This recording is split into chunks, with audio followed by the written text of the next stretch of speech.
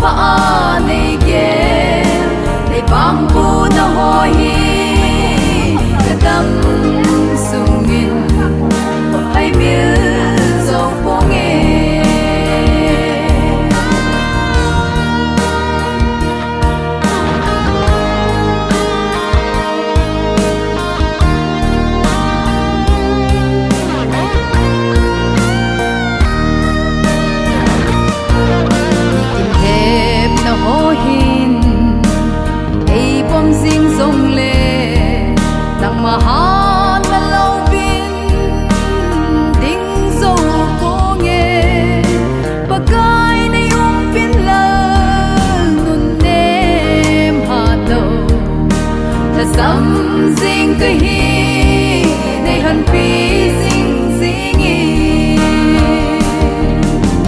gay mình hình lâu hình này si mình gay mình chọn si chọn pha này ghé này bang bu na ho hi cái dam sung mình hay miêu dấu phố nghe gây mình hình lâu hình này si mình gây mình chọn si chọn pha này ghé này bang bu na ho hi cái dam sung mình hay miêu dấu phố nghe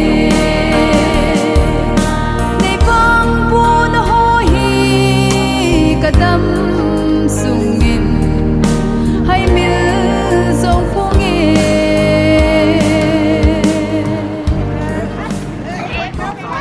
tao na sang ka thu mai pi pa ka in na dam na ei pi pakai nang nahi tu ni hin na phat thei na ho kahin pungun ki pa mai cham kahin si mui i pa in kahin va choi upe il ki dang nei bol pi salun lau pi na le choi ana nanga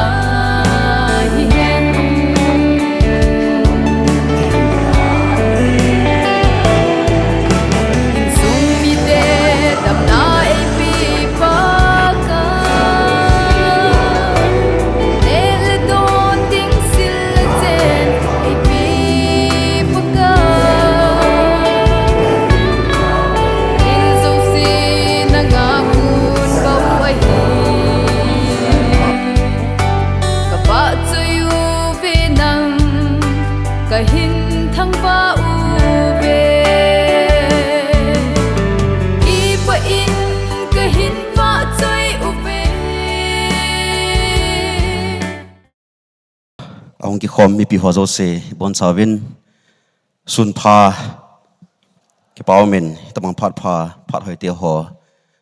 patherin ei mu so te kel honin tuni ni khozong KBC Center Church biveng nom ading le adia nunga ling hoi kim ne wa dinga zong ni kho su mil thei lo khat a hi to kel honin ta banga pathirin nei pi khomu a hi zen masa perin pathing thamwa nei pe wen he nunga ling hoi kim hau kip tha do na le wang thum pi na amun KBC Center Church biveng nom ani kho 25 November 2025 apart hi le pung khat hi tain Minister Reverend T Thang Khosai Haukip Church Pastor Hung Hin Tien phat vop ding hi palun khogen keima ka hitain thangwa na tauna nu ne nem diken Hung Hin Tien mai cham sim na nu chin vei anu len Hung Hin Tien recommendation simdo na Church Secretary ko ni Hung Hin Tien abanin kin thimpu phat Hung Hin Tien Church Pastor abanin Church Pastor ki chai le labung hi BYD akuna labung ningai hadiu hintin phat ho zo se epat diu ta to kel honin thangwa na tauna mangdingin nu ne nem ka hin ko we tawate ka ki pa uve pakai tuni ni kho pen le khatuya in sung mi te la board of deacon happy na noya program ne ki sim te ho jong veng sung le ka ho bung sung ka in sung wa thina man na lungjin na ha sa nei su boi thei diu tam ta ko nang manei ven bi nova tu nia ka program te ho pal ha thei ding le chal ha thei dinga alung se na sang pen ei chan wa hat chung nung ka pathen na ko ma ke pa thu se na min kan thang wa e pakai tu pha ta he heta banga chu nang ma ho dan thing to ki to a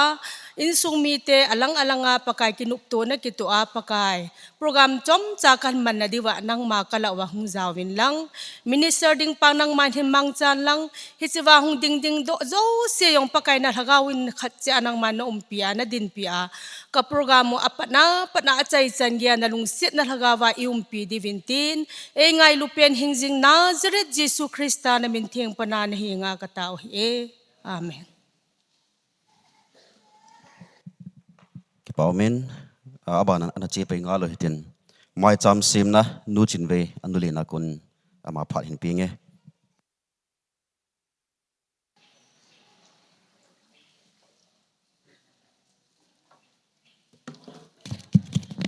kakipa abi asin pen tuile long themani ki wong hizong le tuni ni kho hitabang khat phalo pi ta ai pi ba boy na ja chom hota ei chom khina ba amun le pa ta ai din sa o ama 7 penin pa pathian thang ba na ka hin pi na hi agong in iza agong hanlang asin iza se jong le tuni ni kho a hi program surbul hi tu hi mi pi nga e hi in tunin gyal sanga mitam ta e nga helo mitam ta hong ke khom khom ho zo si koi macha jong chipai ka bol povin koi macha jong limna ani kinai man pon ahung ho zo si gamla ta le matalanga pa na hong ho hi han lang hi jong le sikim vela loi la pa ulanaw e ngai lo ho tam ta hung ho zo si pa ka yesu christa min bon chabin salam ka hin pi na he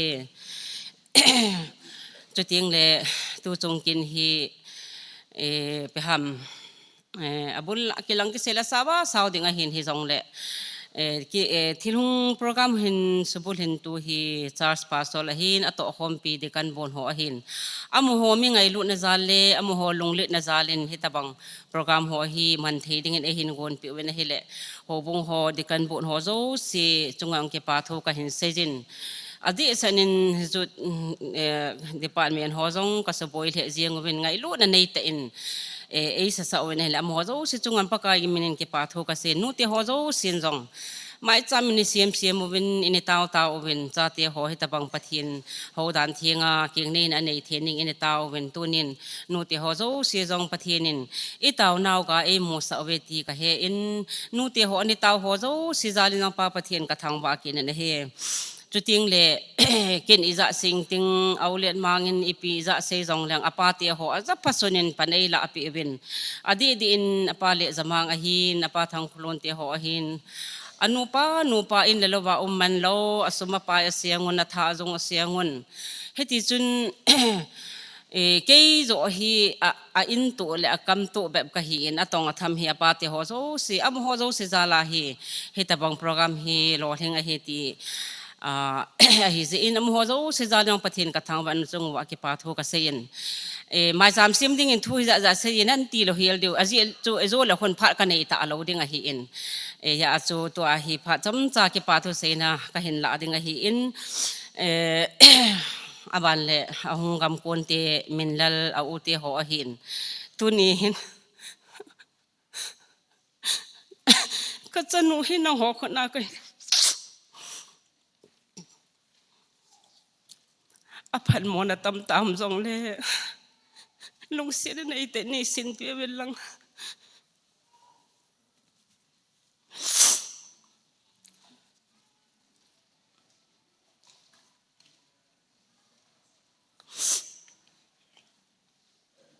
amit mo na jong le na chanu sin na naw no sin in sin pe win ti hi na ko mo ba ka hong taw na no ma hi in thang thin na la sam na tam ta ding a hi in jong le na naw nu na chanu na song ping da no ani gel pe wa ni hin sin pi deu hi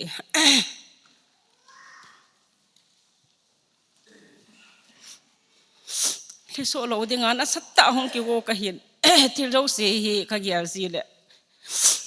ka kaminong ka se la thei pon ki pa thungan ngan se ding ka ti a hi in ka zo po ini ngai thiam wen lang ya chu mi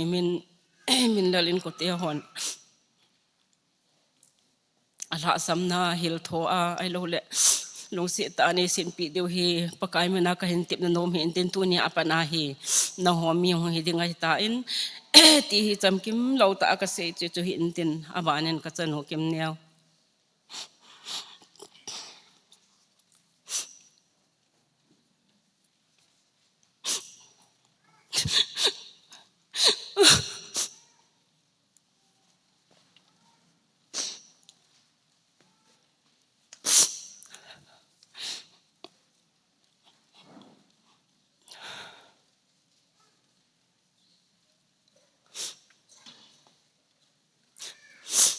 ประเทศนั้นแหละมีปีอ่างนูดอปาดำลายอปนาอันนี้กี่เกี่ยวนะฮะลงแนวเลยล่ะประเทศไม้แบบประมาตัวนี้ประเทศอังเละมีปีอังเละนี่ปีละปีไม้จ้ะ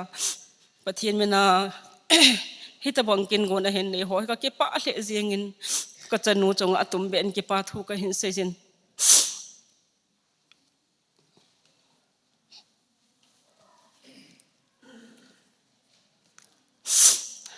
ตั้มตะก็ใส่โนมินฮิจงเลยพระสวดสาวฮิดิงก็ฮิอินก็จะนูก็ไปละนมจูก็นับปาเตียนนูเตียนฮิจิกิโปฮิจิกิกันโนตีดิน้องกันในโปวินไบเบิลจังจำขัดเห็นเสียมได้เองก็ติงที่จุกเก็บผ่านองกิจใจนะเห็นติน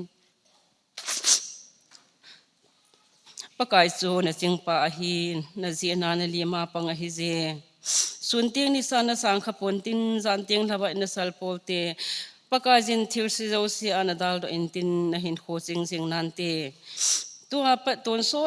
เกจินปะกายจินนะบายคนนะบายหุนนะจิงจิงหันที่เฮนาวินจิบายบุเฮกบายละนะนมหินตินปะเทนานะกิงไงดิงนะลงดอนหาสันะกันเทกอมซองเลปะทินนะเปียลดิงตีฮีตัวนี้อากบายละนะนมหินตินมีเห็นกระเซยก็เกี่ยวกับกระเซยถึงแล้วตั้มดิงเห็นให้จงละในไงแต่โมเวนลังกระเซยนมไม่จันจะเห็นตินจีไม่จำจะเทนี่ก็เห็นลุยดอินมาบ้านเห็นขัวจันมูจับปะทีนินจันมูจับปังพัทเทียบอินซุงอามาซาลาอินซุงละอัสมนั่นเลยอินซุงกิโตมนะเฮลวาเฮจิไม่จำซาลาฮีอินซุงละสัมตรงโดดิงเลอินซุงกิโตมสุโตดิงเลปะทีนทูตาสทูสุขังเลียนเทดิงินปะทีนินมาสอมตาเห็นตีฮีก็เห็นเซนมเห็นตินก็เสกเขียนมเลปะทีมินเองอาดำตาวินจันสุตันเตตุน recommendation สิมโดนะ church secretary คนนึงอันนั้นไงอยู่เต้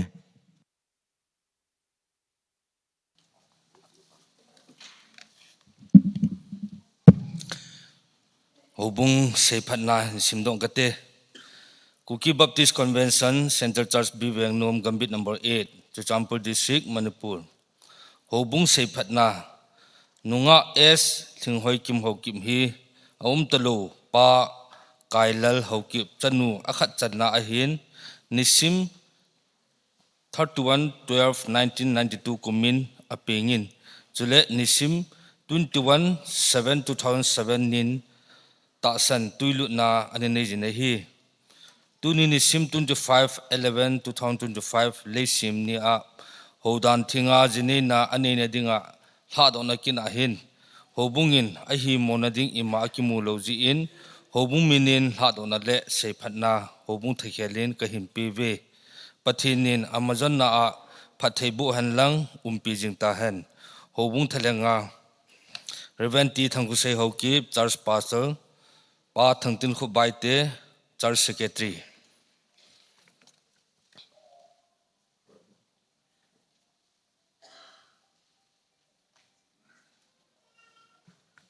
ใส่พัดนาเลข้าวหออิสิมโดตาวินอาบานินตัวให้กินทีมปูพาดหงหิดิงหิตายนจอร์จพาสเตอร์นพานหิงโลเตเลกิปาเมนเต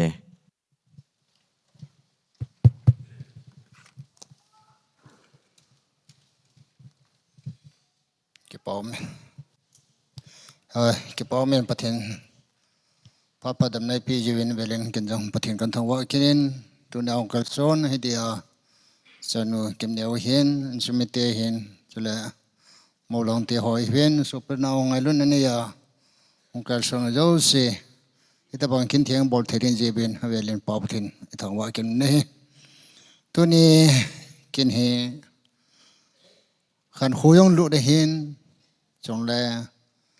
ย่อจอนดันเฮาดันตรงนี้จงไอ้กิมันนาเทียเทียหงกิบอลงจีละให้เจนไอ้เกลคิลไอ้เราเละให้เทียมลมข่าวในปากไอ้มันนักไงดำเนินกันเดสเองพารอกปัดมาสิงเงินกิปาทุกข์สินมเจริญตัวเนี่ยสอบยเกมเดียวเละนาวฮีCBC อีบันเนอร์หุบงาคนไหนหงขังเลี้ยนหินตัวเนี่ยสอบแล้วนาวหินขันขยาละอนุเลียนปเลียนเตหอนกินบอลปิดยิ่งเยาวจุลัยหงกิจวนหินยี่จวน CBC อีบันเนอร์หุบมิทิ้งเตจัวจังกิปาทุกันเสียนี่ไอ้ที่จนตัวนี้ประเทศนี้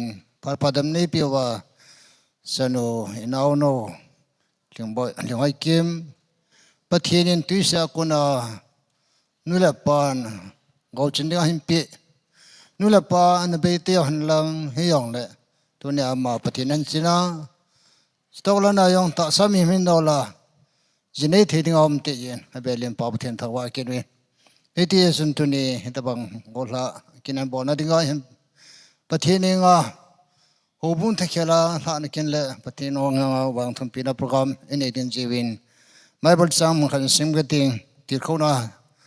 จอมใจนิ่งกติงใจติงเลยต่อไปนักกันเองต่อไปนักกันเองใจติงเลยเจดูคอมเมนเฮมอลังเตะหูบุญลำกายทะเลงหงเป็นอินสูยังหลับไปเดือดจุดติงเลยเกี่ยพัดใจในดีตายไบเบิลจังสมดีไว้อินเดียสาวใจแรงเฮบรายบุ้งสมนักขัดสังสมทุนนักขัดนะตัดสันวางยินรับนอติเนียนงามเวลีโฮลุงมุงไตไอ้น่ะอรุณใส่นะฮีเล่ทั่วมุงโลโหโตอามันทะตะโปนะฮีอาทิตย์สันมาปอบทินทาบันปฏิบุเปลังยานิสงินอินูพิวเรปิกาเลรูดจงจังกอลานาฮอลิมนันกันเย็นตัวนินจงรูดจงจังเนี่ยข้ากาเซโนเมนตัวเนี่ยสนุยนาวนูน้อยกิมเฮตัวนี้จังเดียร์เลยจริงโปรแกรมจังไงเขาเก็บสนุยดิ้งเห็นยิงนั่นละปนายทำมาเฮสิ่งเส้นรูปีหันดีตายที่เจ้าตกแล้วนี่ปกายเย็นมายองมาบ้านประเทศปฏิบัติหลังอินเซนุ่มเปียโนจูตัวเนี่ยอามายองมาจนน่ะรูดบังอาประเทศในคลอมเปียเฮตบังอาจูประเทศเปียน่าจังจังเทนเงินประเทศก็มาเฮตเอาเปียนาวันเฮจิงหันหลังอันนี้จะน่ารับโนตินูจูเฮนเฮสูเควินอาทิชิมจูเฮวินอามาวังอามาที่ฟุตบอลจีนอามาเกี่ยวกับหิงปนไอ้สุมีจังเกยอนหัวหิงนี่เฮตบังจุนตัวนี้โซเป็นโอเกมดาวยองจอจะน่าทิลปานะบอลนะทิลบอลบอลนะน้ำย้อนเตอินซุงไอเห็นนางมาเนี่ยเห็นจุเลนะส่วนนี้จุละเยอะสิประเทศพัฒน์บอลนั้นจันยังเทนเงินตาวนพมินปันลันที่จุดตัวเนี่ยปากไก่เมนาปากไก่ละใจนะกติลเขาเนี่ยก็ไปละนี่ที่จนพิวเรเบกาอันไว้ละนาวตัวเนี่ยสุพิตอันไว้ละนั่นช่วยเลยมีเหมาสังสมหินนนปังอินอันนี้ทีที่จนพิวสาน้ำเตลขังกุยมังโลขังกุยตันโลขังกุยละซ้ำลุยละประเทศพัฒน์บุจันนินเดน่าจูนั่นสิตกแล้วนี่ตัวจังเกยินอิสราเอลชาติฮีวันนี้สินะมิจิงเป็นมิทิมเป็นเนี่ยนะปงจิงวินี่ที่ตะบังจุดตัวนี้โซพีหลิงหอยเข็มจงประเทศนี้บุจิงหันหลังคนนู้นจังเกียนน้ำยันเตียนซุงขังกุยตันโลฮีละมีหัวละเวจีเทละตาสันเทตาละส่วนผิวเทตาอินซุงมีเสียมดอดิ่งปากไก่ประเทศนี้นักลมพิจิงตาเห็นอิจันจูติลเขาหน้าจำจ้ากันในหันหลังตัวต่อไปในโปรแกรมเห็นยังไงมีพี่ฮันลงทีมเชียงกิทบลงหลังกันต่อนั่นเองไงต่อตัวเองออลเป็นเอ็มเซนยังประเทศตัวนี้ก็สนุกกันเอาโน่เลี้ยงไว้เกี่ยมน้ำไม้วันเสาร์วันจังนั้นเขาทิ้งกับปีดิ่งปากไก่นั่นเป็นพี่อาสังกตาวนี่เฮ้ที่ฉันมาย้อนน่ะปากไก่สาเลนเอาเฮลังนี่เรื่องเอาเฮลังนั่นฉันขันฉันละมาปากไก่น้ำมาพัฒน์บัวฉันยังที่นี่ดิ่งนั่นเป็นพี่อาสังกตาวนี่ ยิมปะเทนตาสามีมันนอลิมปะกายวางสิเลนกี่อย่างยองเลยตัวนั้นวันพัดเทบุนันมาบ้านะน้ามาพัดเทบุนอยสิอาจารย์เทนิกเดียนจะเวลาเป็นพิอาสังกตาวนี่ปะกายมีหิมเกวินกำมายนกำมาบ้านโปรแกรมก็ใช้เทปุยอย่างเลยก็พิวเรฮับอย่างปะกายตาสาหินโรลินมีดิ่งกีดาตาอย่างเลยอาทิตย์พบจาลินอามาองคิวยิงเงินอันสมิตองหัวยิงเงินคนนู้นจังเกินปากกายสอบปีนักขงวิทย์สิมาเจดังนำนังละมินพาเที่ยวมังยันตัวนี้ก็จะนู่นลิงหอยกิมยังปากกายเชื่อมาย้อนในสุงาปากกายขงวิก็เสียมเตียงเละปากกายมินพาจิงเอาเทียนเงินนัวนับเป็นปีอาสังกตาวนี่ที่พาบอลจิมตีละว่าเป็นละขันคนนู้นควายองปากกายไปจีเทธาอาโซเทียนเงินนับเป็นปีอาสังกตาวนี่โอปากกายน้องมายากาบอลเทียนน้องมันเห็นตัวเสียคนหงจิลาปากกายมีเหมขันหงเปลี่ยนตกแล้วนะ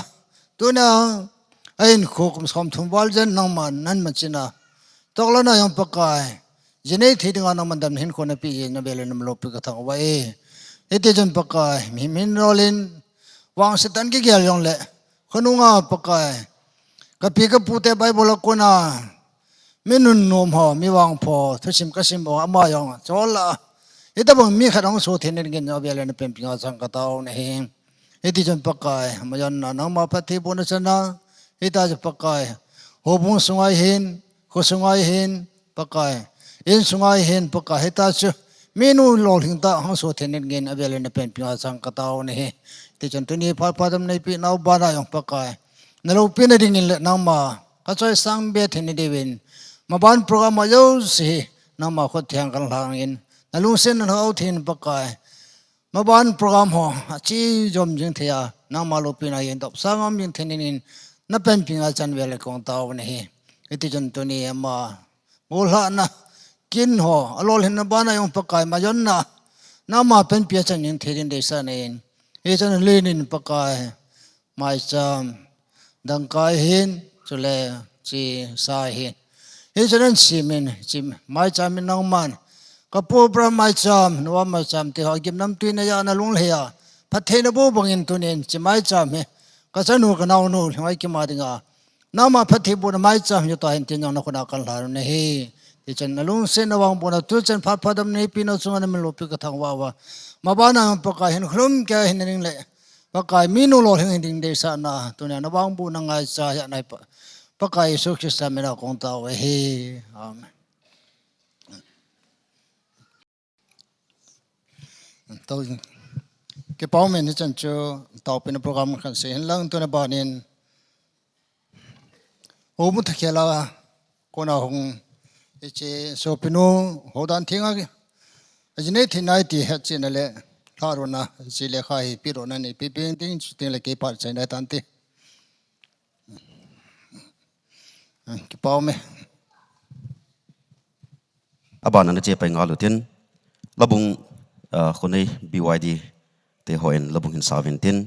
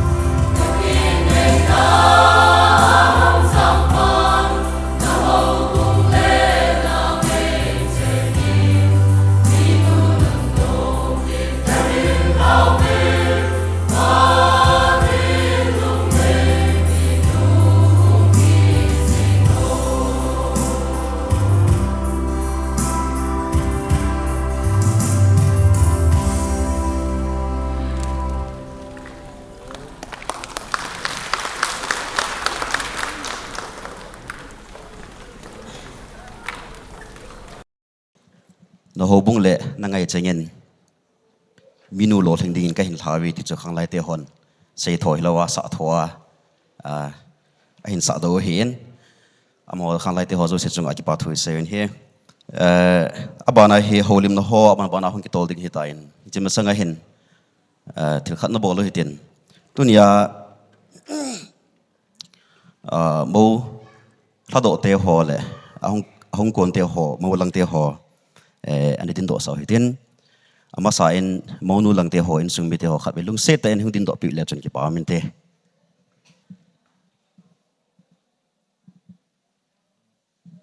ki pau me na to wi tin chole abana dingin mo lang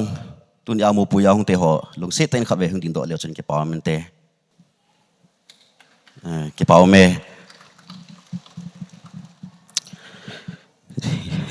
chan chu itin do na hin tin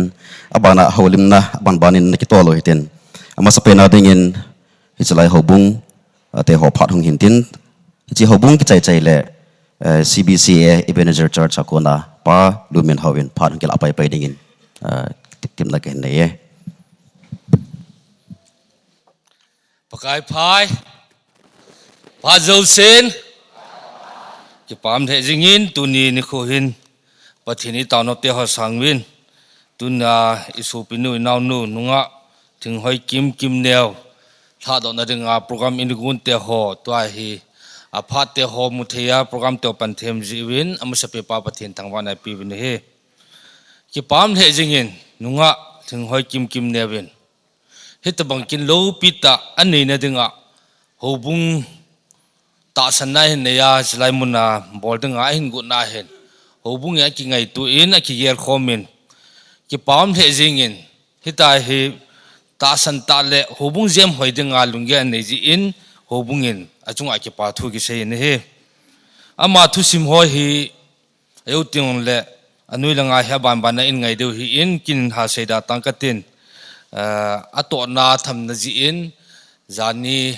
Sunday de 23 na chu islaimuna hi hobung member khai hi na kilalu ne he tiong chu ga sei do hin tin hichima sanga chu ayu tin ka bana pan an sei di hin Chongthu Baptist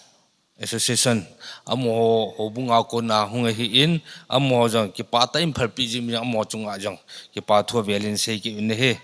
hi to kilhonin hobung in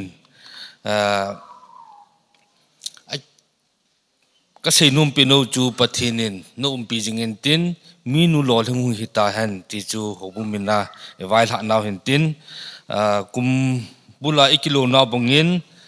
hobungin hitabang kin tin le hin ki pathil pi ki piju in chu kan sim la ding hobung mina kan pi le chu ki phaung hi data hobung a kunin dangka 15,000 patia kuna 2,000 nutia kuna 5,000 yutia kuna 2,000 abona 24,000 hi hobung mina kan pi di hintin lungsit ta insan pi ningin kan ti me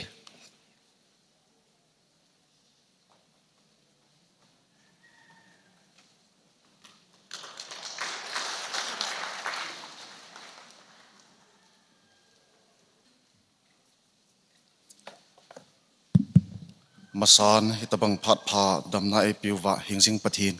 thangwa na kapi in chule phat e hin pia lam kai ho hin chule kin iza kai hin gun pi KBC hobung chunga ki pa thu ka hin se ne he tunini kho a hilai muna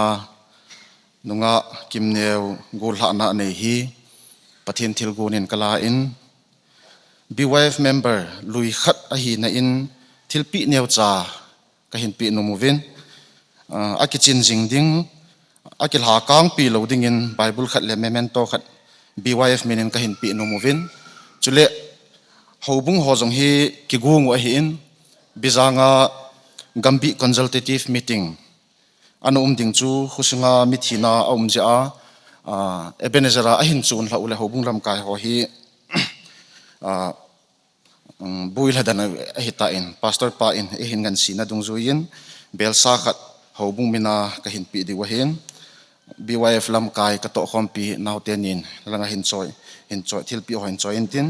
memento sim la na khat hin ne ingkati hamzang phatna mangjem koi lom ngai lanu esleng hoi kim ho kip alai skim neo chung mang pathin hamzang bu na silpun bang hel theilo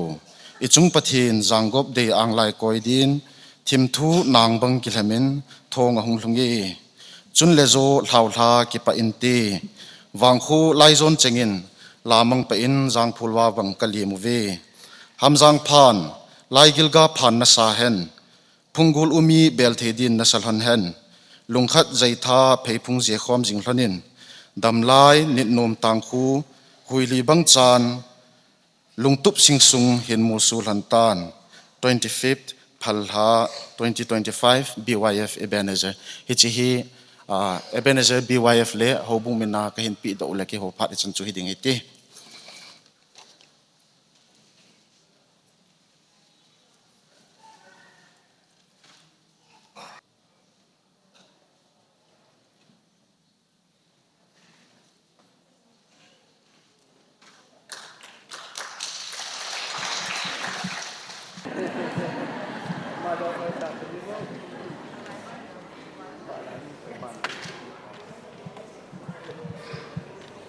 abana hin anu chi pai nga lo hitin pute phat hong iding hin e ho khan kho dola pute hi ni ki nei chin khana he le pa te lang kaya apa te lang kaya pute hong hin tin khat he le anu te lang ko na pute hong hin tin masain pa Samuel Tongmin len lungdim amain phat hong kilo in tin ama ki chai chai le pute mama pa hem khuzang to thangin phan kila pai pai le ki paw mente masan phat phai piu pathen thang bo itin tun holim na ki pat masangin give ball no moment ho chosan pur dc pu darun kumar hongin man gi phung pintin sir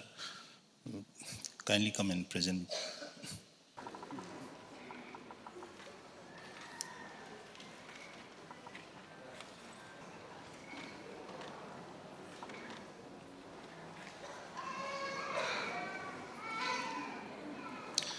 Paumin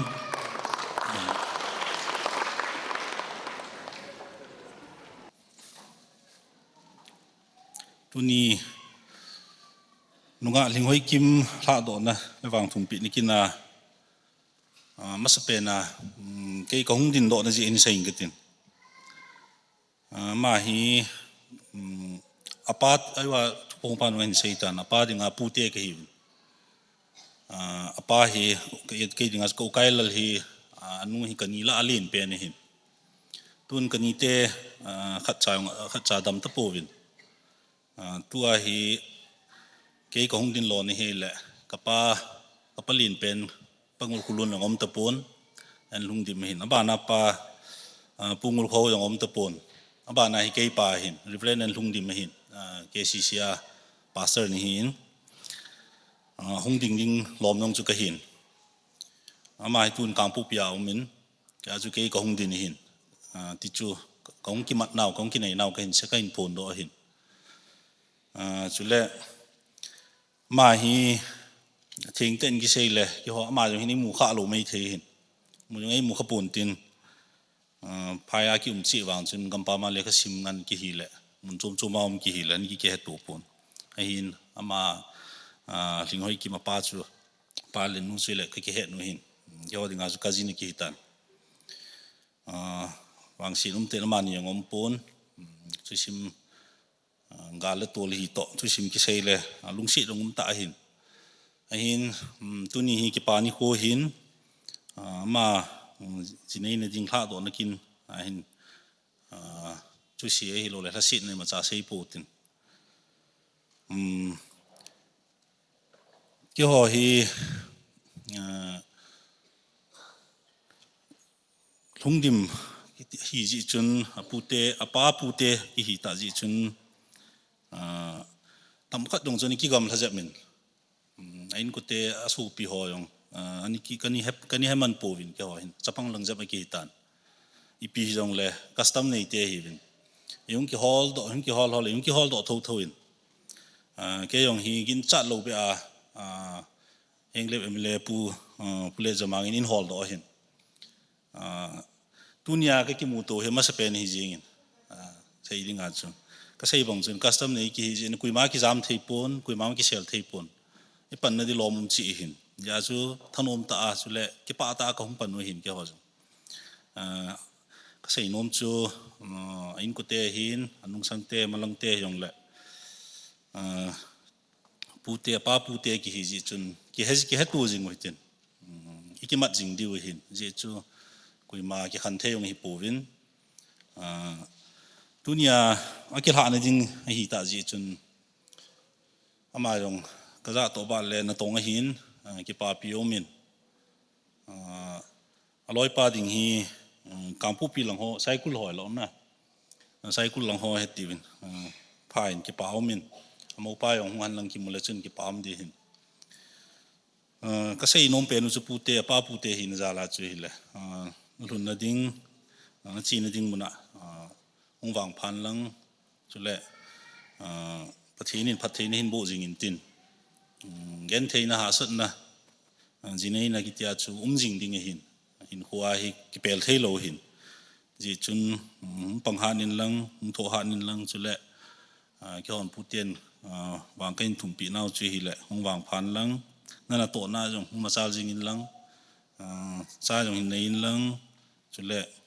นจีเตนเตปูนเตปีเตยงกิตุเซลินน้องอินซุงอินเจนหินเซมวินติจูทุปีเป็นอากินเซโนมหินทุยงหาเซปุ่งกันตินตุนแค่ฮอป้าปูเตลังอาปัจจุเลอันนี้เตลังปัจนินแค่ฮอนเปรสเซนต์ขัดกบอลนมวินจูเบลขัดจินจอยวินหลังที่จูแค่ฮอพัดกันปีดิวลิมกิกาวินกันตินจันจูแค่ฮอพัดตันติก็กี่ไป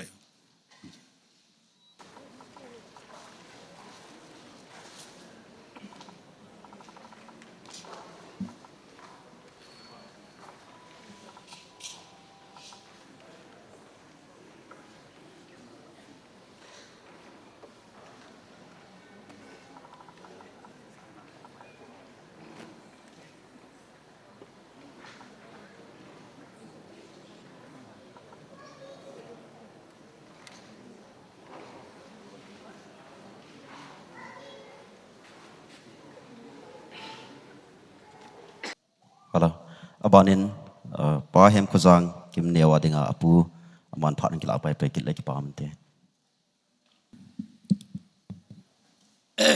Kipamin tu ni khuhi gelale langkhan acu gelale kikap kap jong le kikap chim lo de ai wang acu phat chi so hi gel ta lo dingin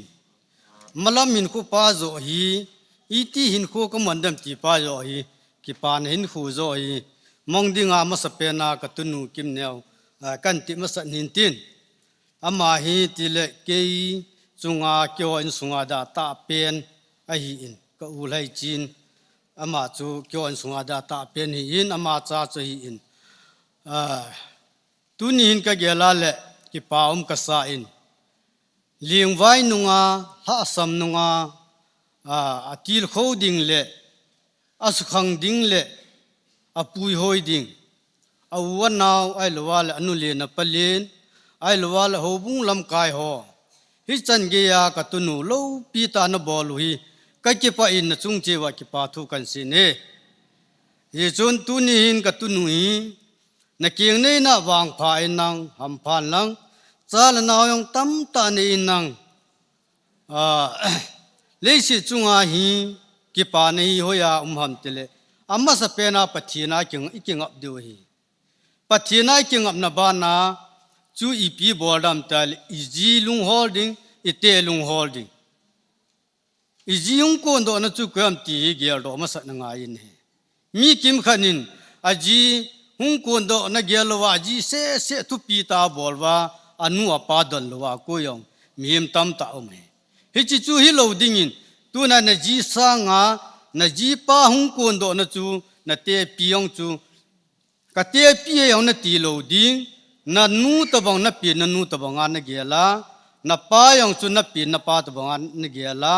lungdon ha sat gan the ne yong le amani ko ma chu na lu na nei le นังอาดานาดำสุงอาจูทิลพาทิลหอยนมูเดตีตุนยากตุนหูกวายละนนูเมเฮจุนตุนีอินเกนิมาจายองทุงกาเสยเทปูอินจะปองกีอินเอยองอพานาจังลูว่าอีเกียร์พาลูลัมปีปียันกิตองหิตาอินปีนัมติเลปาเตโออนอมตาลูยาจูอิจากายเอจุงนาหุงจูไอพนาจูบอลดิ้งอาลมจงกิบอลเทปูนตัวดิ้งอาลมจงอันนี้กิตองขจีปูอินอิจงเลยนี่กิงไอเทียมเดียวอินตินอิจงตุนียากตุนูก็เสยนุ่มกิขจุยเพียมเตเลกินกันเกลาไอปุยจินเนดาตามีหิมลุงเกลาสไอวางจิมีหิมขัดกิติจูมีหิมขันนายหุงปีนาหิอาเลจุนจินเนลูเทลุยนี่จงเลตุนีย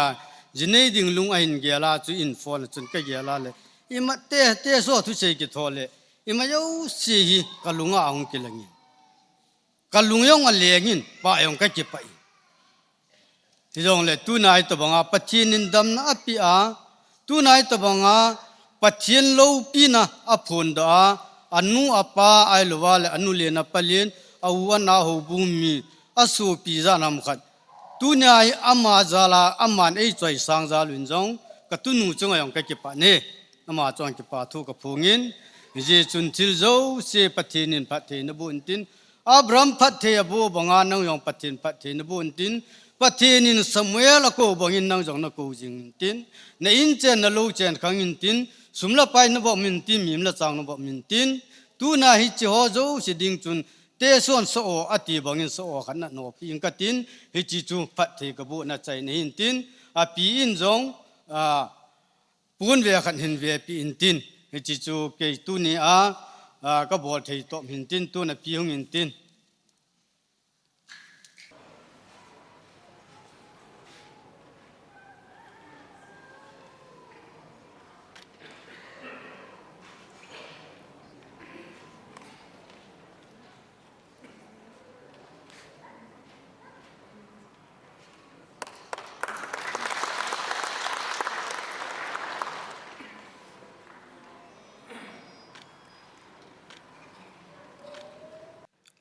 นุ่งอ่ะสิงหอยกิ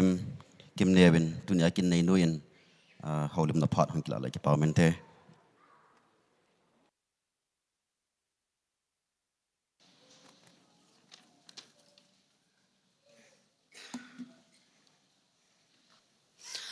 อามาสันเฮตบังกอลหักกินหอในไทยดิงาดำนั่นแหละผัดพาไอเปียประเทศกระทังไป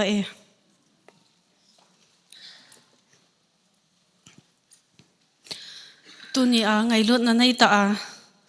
ก็กินหงกิขอมหอเจ้าเสก็ไงลุดนะจะไปก็เห็นบ่เลยตุนีฮิจิกินาดิงาอสูนอาจารย์ลาวาอินทรงมีเตกนูเตกปาเตหอตุจะเบจ่าหอเจ้าเสจุงมีปีเละประเทศมาสังเกตกิปาทูกษัยนอมหอจาลินประเทศกระทังว่ากันนี้ก็กังติหอจุงจงกิปาทูกษัยนก็จุเละกปูติหอนไงลุดนาวหงเวทสาหอฮีกิปากษัยนจุเละลาวปีกษัย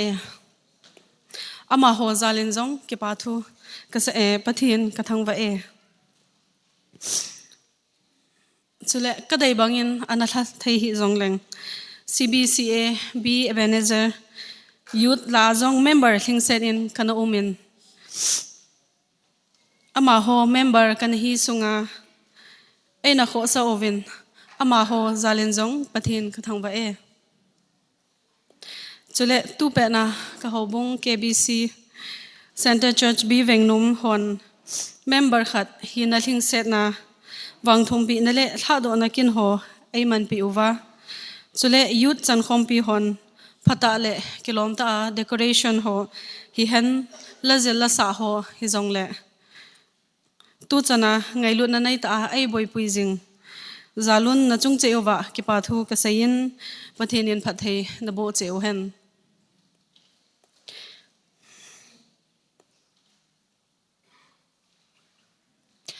tu ni hin ka gelin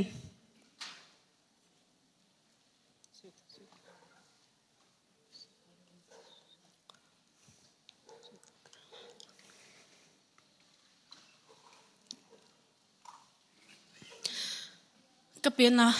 kanule ka pa an hile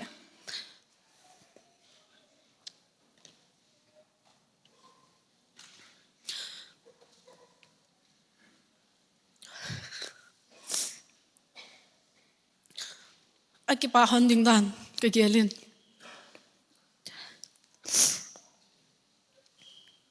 chule kanawi min in jong kanule ka pa omlo nungal jong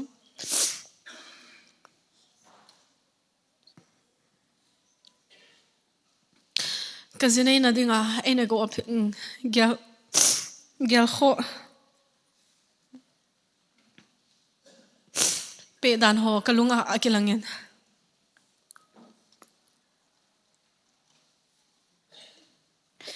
tuni hi ama ho anu hile akipading dan ho ka ngai tu zin laina din jong kadim zin alang khana ke gel zile ama ho lung dei banga akibol hi zin kalung alhayin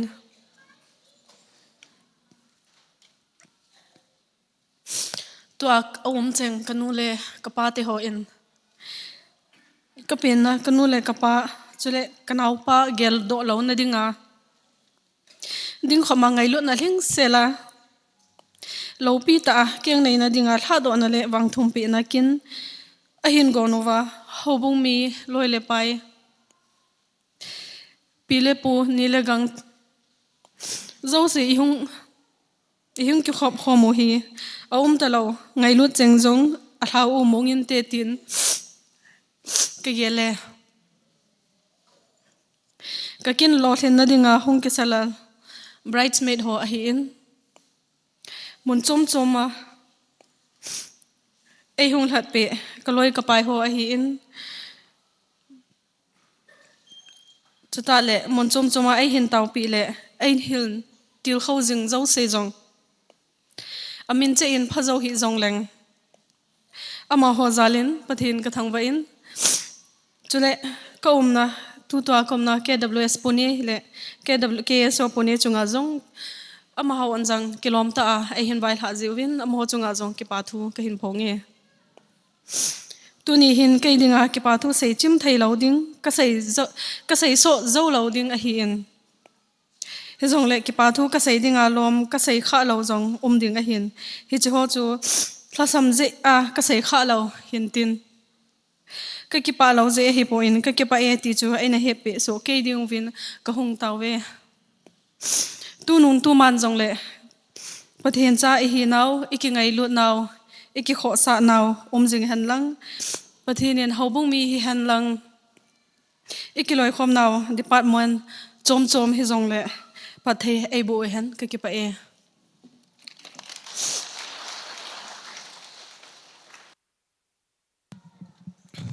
kin nei nuwa konin holim na ti hoi ngai tawin banin palet zamang hau kimin holim na phat hong kila pai pai le ki pam te must be may request all together in different sector to give the presentation. E hol a thangai lo e ho bung dana hita ki pi ki phallo hi jong le a ha taw be se ya chu ki phal pi dan in gelo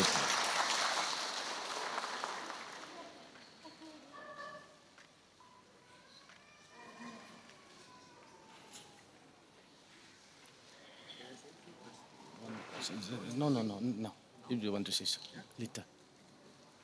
okay Paten naboche ohen. So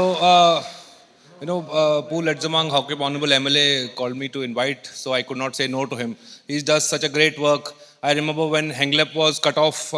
and the roads were out, I could see how much tensed he was and how he was running around and then managing for the helicopter and getting the ration. And he himself was carrying sacks of ration from the truck and loading it onto the helicopter. This kind of energy I have seen in either Pu Ledzamang Hokip or in army officers. Otherwise, I have not seen anywhere, so military rather. When I say army, I mean military, Otherwise, we don't see such kind of energy. So when Pu called me that I have to attend, so I adjusted everything and made sure I am available. Though, of course, I came the wrong way. I didn't know this road is closed. So I came all the way and I had to take a U-turn, so I got about 10 minutes delayed. So thank you so much for inviting me. It's indeed an honor to come and attend this small ceremony. It gives us insight into various intricacies of Christian wedding, something which we keep learning. It also gives me an opportunity to connect with you all and you also to see a good side of us. Normally you're only seeing the bad side of us. So we are also the same human beings. You remove this uniform, I am as good or bad as you are. So that gives us this opportunity. To the bride-to-be, I would only like to say that, see, marriages are made in heaven, but they have to be lived in earth only by the two of you. So there will always be times while the marriages start off very happily, there will always be times when you fight, you have disagreements. It is always possible. And when that happens, you must take it positively, because only when two people are totally in love, only then do they fight. So I always say that you don't fight with somebody random in the street. You fight only with, you scold your son, you scold your daughter, you scold your wife, or your wife scolds you, whichever way. You only scold or fight with people whom you love. So whenever you have a fight, whenever I have a fight with my wife, after that I close my eyes and say, she fights with me because she loves me.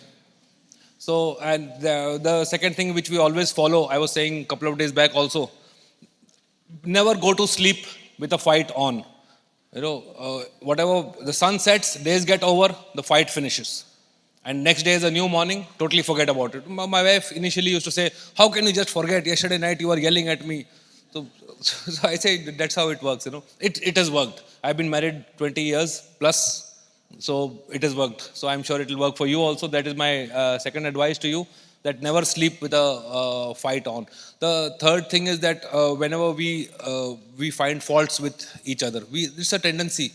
We will always find fault with this. Pu Ledzamang will do 100 good things, but I will never see good in it. I will only see the one thing he did wrong. Similarly, Pu Ledzamang will not see the 100 good things I do. He will only see the one wrong thing I do. Similarly, in marriages, husband and wife tend to see only the wrong in each other, never see the right. There are 10,000 good things which a husband does for the wife. And similarly, there are 1 million good things which the wife does. I always say, you take the wife away from the husband will not survive 5 minutes also. We are so attached and so controlled and so dependent on the wife. So remember this, remember the good things about each other. And whenever you are having disagreements, bring that up. And in the end, marriage is all about creating good memories. It's about creating good memories so that when you grow old and you are the only two of you sitting in your house,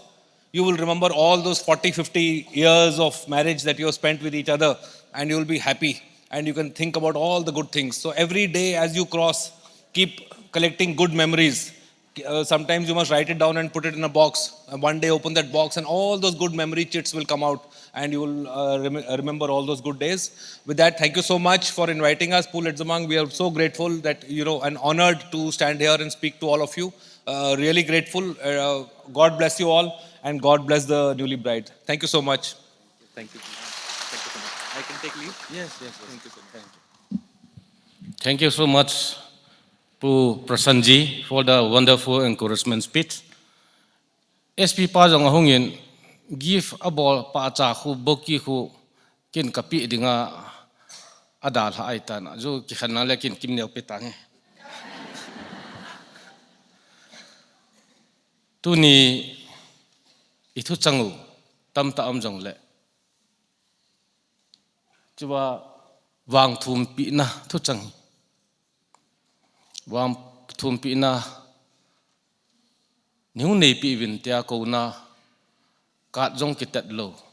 Ai wanga tu nya thopi ka sa. Di da kim neo pute hin kim neo pa pute hin phat theina hong bo wa pram achi hi ka gyal le thupi ka samom mongin pute ni zalin insung ho zalin pathin kin jong thangwa na kain pe ne kim neo jinei dingin ki won na hong tan ma hin hepa ke hi iben ya hobung akhun kamin om na laijin khang lai chairman pa to an ka khau jingin ichwa khol ha na pram kani din ka ki yele tin adi nai a hin ichwa weng no ma howin mai chakhana ina ko na hila ko na langlang howina pram sim ding chu insung mi ho ki gimbe se de hin ji chun iben yer hobung kom atau tin ho sapu kom atau tin in phalpi diwa hi in phalpi wala chilai hobung ke bisi weng nom lam kai ho dikan bot kom ataw kinutin hoi tai taw le i phalpi diu ka ging chan ka keti honin che bong chun iben yer hobung in jong ngai lut ta in hobung akuna min pi do na hin simin ilai hobung dikan bot pastor pole dikan bot hon ngai lut ta in receive me bolowin tuni in hi chi program hachan hong chi nai le ilai hobung a hin iben yer hobung lam kai ho chunga jong ka ki pana wa sangin pathin ka thangwa ne hi kim neo anaw hi nam kha lo diu hin boy ning khat weng ding taro boy mi pilang hoi nga na cham khat ding taro amani u cha bo hi punia umai hantan ki pa me boy to taw boy ne jong hi BSc chemistry sim lai hin ama jong ahin akhan khuding hi ka gyalwa le kim newa tunin ke chain tin min phata aki khum lawa le boy ning jong hi tabang ahung chan ni le min ki tup in sung ki tu mi han tia chu hung ki sim to hin chule naw te ni jong chang khat ka sei po po khi sa hon pon nong ma hong ding khang lai ki khop na jong le ki pun hon ding la jil na na jaw then na jaw hon ding khang lai khop nang thu khat ve na sei de kim ne util he nge pa tin jani Saturday janin asei the ka ki pai abanin i ho custom nu ja agam loading ki ti khanum jin tin ka jol pa let mang apa anu am ta lo agam ka jol pa chum lam hong lo apa be pa be hong ding do hano a be pa he mai kong ki wai hom da no hi 24 ni la le menan khum diu hin ulet mang nang le ungam pu be pan ina mona ke pu honding hovin lang si si hi ke le uchin we le kau thang hulun mo kan pu diu ta ka ki wai hom moi ji chun ka gela le kim neo alung lit ding ka ta sanin ki ho insumi ho tile apate ho thilgu nai ta pun pathin thilgu nei ya chu anu apa dam sanga lol hingzo a bol de he ti ka hi lol hingzo hi anu apa dam han nang le sung pe lam khana khoi pem khana bol mai thi mi them chang ne mai thi pathin phat thina change ka ti ye chun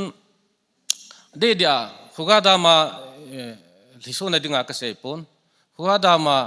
mi thi iwi niu chun ni la an akap kam hanin kan ko ma khun ka khulai leng nai le kim neo nanau oi chi ham na min han ni pi ham anu la pa jong he kan ha het lo kho khana ki chen lo ji hen tin boy na kaun ta lo de bi hon ta ka punia na nu chi hon ding ho na nunga tan ho dan thinga na ji nei di nanu na pa ka dim te evin na pin pi pasal jong nu mei jong dim te lungmung sana chi di ka tila hi chi ka ki la hon chung huga da mi thi vui new jan so hi tua dan thinga hong le ka thu sei jong anga yin je le ka thu jong cho an lhum khan ka thu jong cho pathin phat thei boi ta ka ki la hi ya chu nunga tam ta dang challenge hi ka ti nunga tam ta da challenging hi dan nan chu kim ne atum bia ka chan noi ja ka sei pon ka pa chat mong mong hi nunga dang ho hi anu apa piapu awan au dim te nang ala dinga jong ready hi jong le gu zam ji ve taw kim ne condition hi gu zam ding cho ko ma gom hi ama benga na tong hin aloi pading pa jong hi benga na tong ma hin punia khom na lai u hin agop ding dan chu a hin pathina yingin nu le pa yingin chelang pe ahong do hanin a pasal ding pang ka pa chan kim neong ka pa chan kim newa ku na nunga ho kitil kho nai nei diwin kan ti mine he chon to hi adi dia tu masangin jong kaina gulhang ni kana sinin pathin jal chun hodan thinga jini chi chi onin ngai cha num pin chu kim neo tu nya phathe pu te ne bu bangin mi him awanaw hiza ni chi khom hanang ilung thim phathe ki bu hanang le ama khangsunga aloi paung dam son han lang amaung dam son han lang chanu cha pa tam ta ni hanang phathe changal ti chu ki dei pin hi tu ni pathinin hi chan phathe na bu ding chu kata sanin tu na hong khom lam kai lin ta ta ADC pujang hongin I pujang official langa chole ho DG pa jong hongin ko ma hongin jong chole officer tam ta hongin chole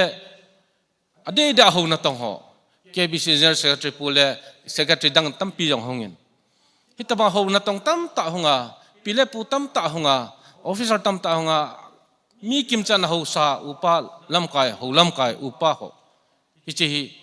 tuni kin ki bol hi lol hing ta ben te ti kata sanin avel velin pathin ka thangwa in ka seinum chanchutan ti ka kepa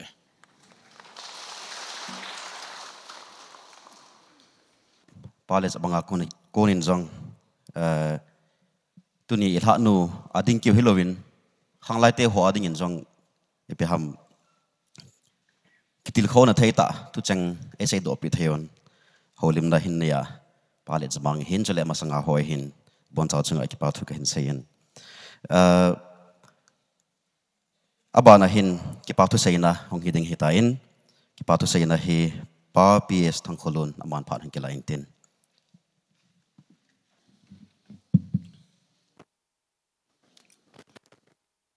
in tuni hitabung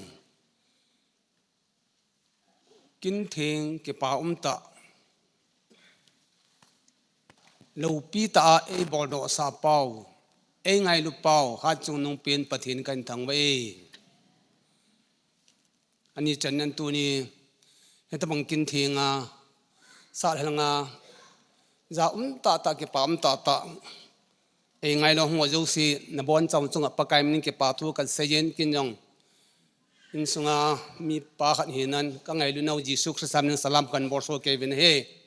hallelujah amen pakaya phai pha jo sen pathin lupina chang ta hanum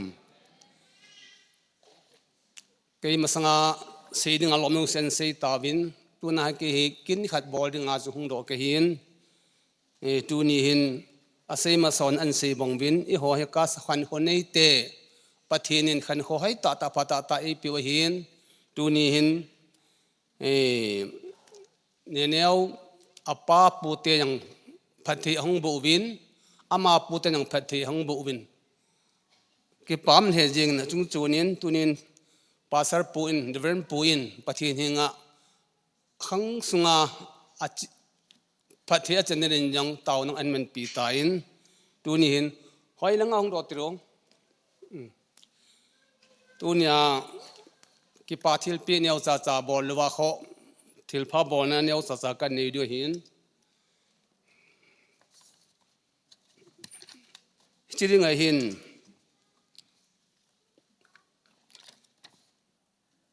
Ebenezer khang lai ho le vengnom khang lai ho hi ne ben hung pi hin tin chole apu te ni pun silpi jong hi ne ben hung boarding ka di ni e am pasar pa ho chale ay heavy le hoin hin bol han tan tin amas pin in tu nya pathin la cha kin thim pa e pan pi u reverend thang ko sei e pasar pa kai men hung do han lang ai nun ang ping ta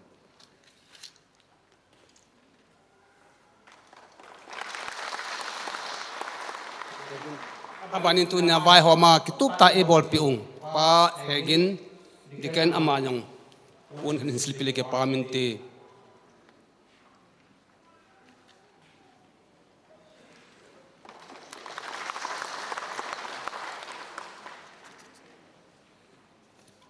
abanin tu na neneo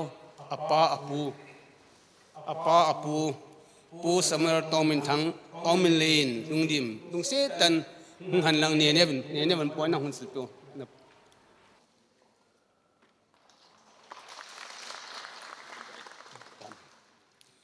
abani ne ama pu hem khunjang to thang ama hung kan ne ban pon silple ke pamin te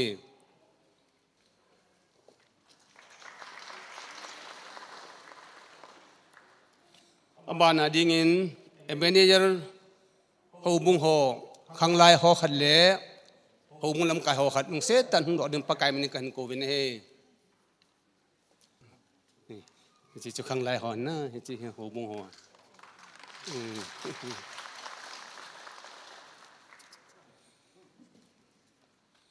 abanin bi veng nom jut veng nom khang lai lam kai khat nang nang la abana women department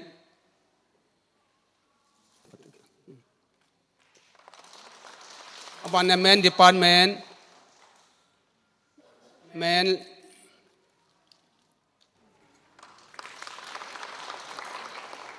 ho bung yong hung do pai ta bo hung lam kai ho khat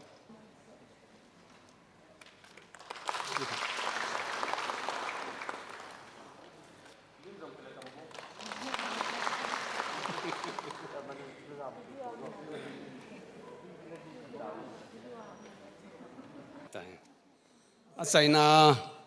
lung se tan tu na hung ho zo si e ngai lu wa hung ho zo si e tu ni en ni khom ding hi en ne levin chi hi be ho tin e bong sa to nga to hi e chi nu yang en ne ding hi lang tol lang en ne nam ding hi na bon zawin en ne lo wa ke le lo hi le en ne so ke ding in sung mi te zo se tha khelin tim na kan ni kin ne hi e tu na hung zo sin na bon je kevin pathin pathe ha bon na bo taun ka ke pawe chan chu tan ti ki paumin phat chai na lang i hung thum tawin mol mo ta le hinglal ta a hung kalam kai na wa sei khil jong mai thein ten a hinglal jong min ten cho zo se pakai minai na ki het thimwa ngai dam devin hung tawin phat chai na le an konga dinga tawna pa sai cha diken ka hin ko we lung sen na lengai lu na ding kapaha chunong kapathen kakipau ve pa sanu hing hoi kim hodan thenga keng nei na dinga ha do na le wang tum pi na kin gon lo pi ta nei chai sa ta ji win ki pa na min theng ka thang bo ve a chunong kapa pathen jing ni thai ni kho jong le tan theng ki chen na program ding a hi aphat te holo pi ta chai hi theina dingin lungse ten adin chanu ling hoi kim nang man thon pi jingin lang nang man pi in nang man pa the bo en ti ne ka hung tawin e ka phat ho zo seo ka him chai to kil honin in sung mi te hon ngai lut na an kong so khom ding a hin go no hi pakai ani zo sia dinga dam the na hi ya pa the na hi the na dingin atha be nang ma ne su then pe ovin ti a hi za na ei hu hing pu ka pakai yesu minani nga ka tawa hi amen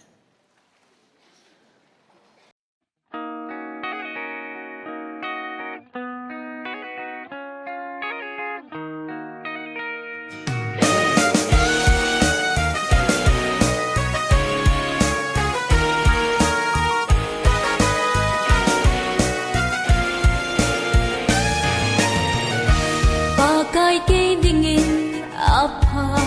tan ye amilung sitna katsan ho hi apat na sim zo hi lo ni tin ka chona lam la zo se hi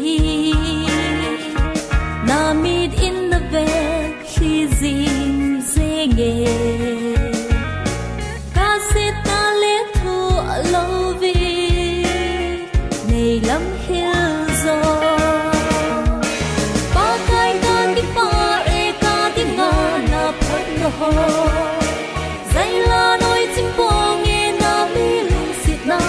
hi ô lệ bị tình hi mà cả đây dấu cô cả đây xuân hi chỉ dây la hin nắng bố vợ chơi in nghe ô nắng bố vợ chơi in nghe ô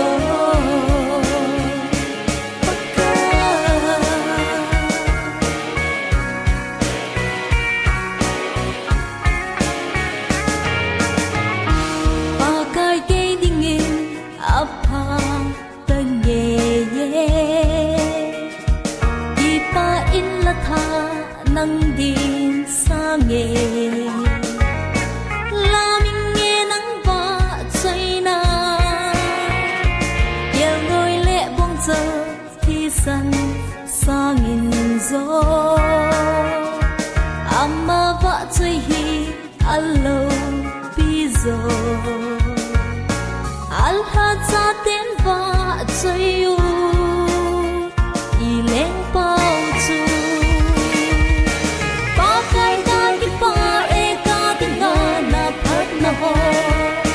sai la noi chim po nge na mi lung sit na ho hi oh le bi ding i ma ka nei zo ko ka nei sun hi chi zai la hin nang bo va chai in nge oh nang bo va chai in nge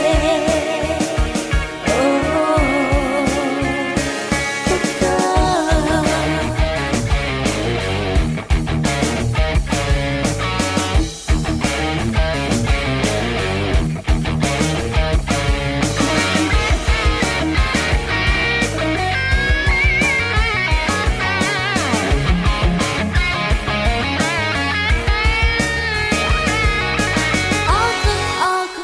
nằm mi khuất đó nó dài ngày lâu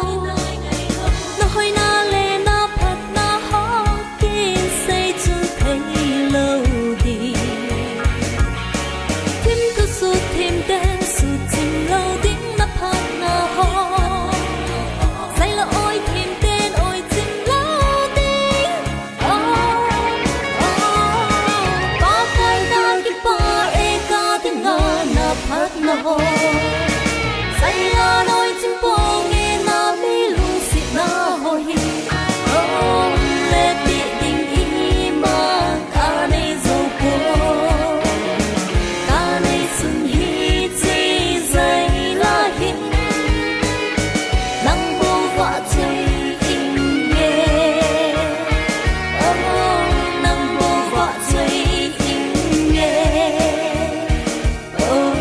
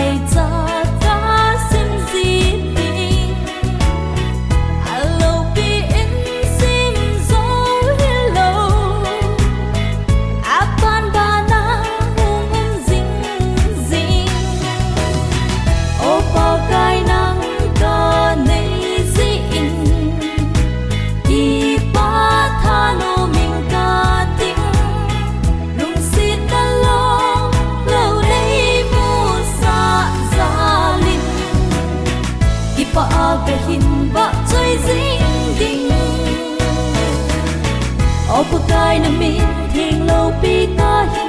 thang pa e nang bo na hi ka pathin ha chung mo lâu pi pe dei vang bo ta ho ka ki pa e yen min lâu ding ka hin lai sin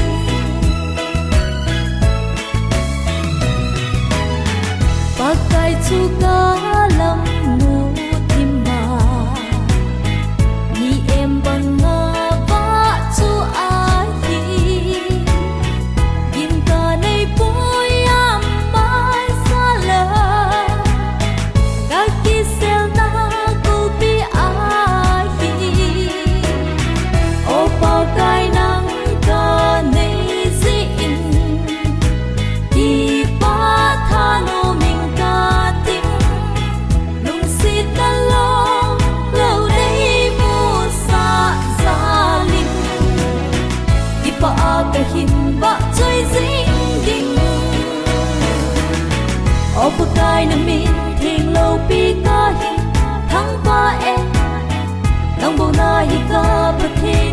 chung mong lâu pi bè đây vang bố ta họ ca kiếp bỏ yên nhìn lâu tiếng cái hiền lại xin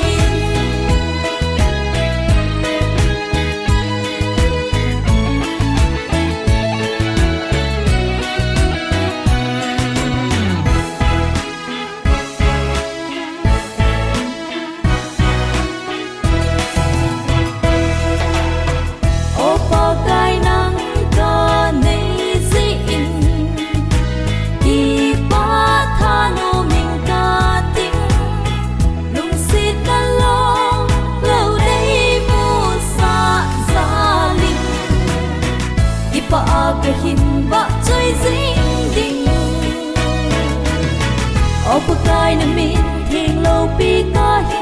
thang pa nang bo na hi ka pathin ha chung mu lo pi pe dei vang bo ta ho ka kip pa ken min lo ding ka hin lai sin ken min lo ding ka hin lai sin